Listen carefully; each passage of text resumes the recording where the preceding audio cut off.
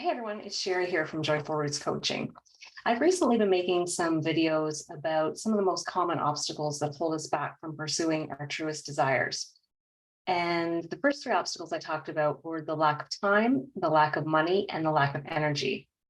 And today I'm going to talk about the fear of failure. So you have a dream, a goal, or a desire. It's important to you, but you're scared that if you try, you might fail. The dictionary defines failure as the lack of success, but I like to think of failure as feedback. I tried something, it didn't work. So do I give up or do I learn from it and try again? And one of the biggest challenges that we face is that we attach our ego to our setbacks, meaning I tried it, it didn't work for the first time, so there must be something wrong with me. We think I'm a failure. And this is a huge problem because our ego will go to any extreme to protect itself. But failure is not personal. It just means that the thing you tried did not work.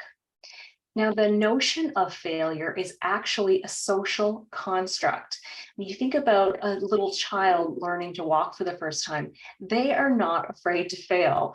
They will fall 1,000 times. They will smash their face against the coffee table, and they will keep getting back up again and again until that glorious day that they have the freedom to walk.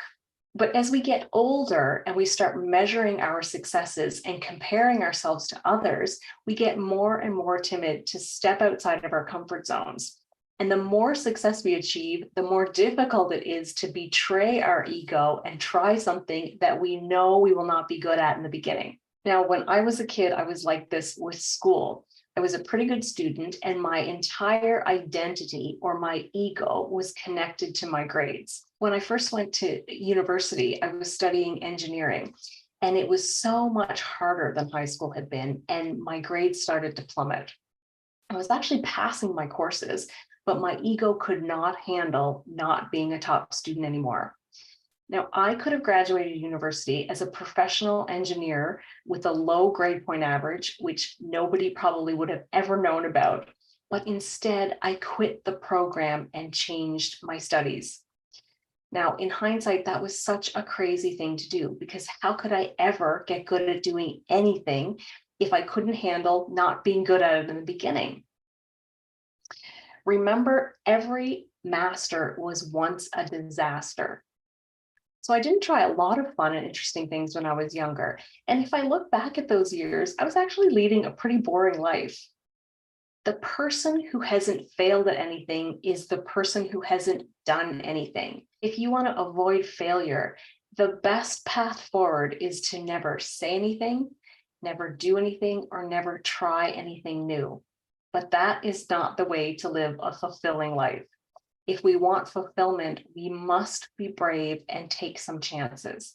Now, I'm not saying that you should be reckless. By all means, you should create a plan and set yourself up for success. But understand that some failures and setbacks are to be expected and should even be built into that plan. So if you have a goal that you're feeling some resistance to, what I would suggest is to be honest about your fear. A lot of times we pretend that we aren't afraid, and we might hide behind some of the other obstacles like the lack of time, the lack of money, or the lack of energy. But fear is natural. It does not mean that you're weak. It just means that you're human. Our brains are designed to keep us away from things that are unknown to protect us. It's actually a good thing, but we need to be real about the danger. Ask yourself, what is the worst thing that could possibly happen? And then ask yourself, what is the best thing that could possibly happen? If there is even a small chance that the best thing could happen, would it be worth the risk to you? You are the only person that can ever answer that question. Now, as always, I want you to remember that the only guarantee we get in this life is that none of us make it out alive. So while we're here, let's make the most of every moment we've been given and really make it count.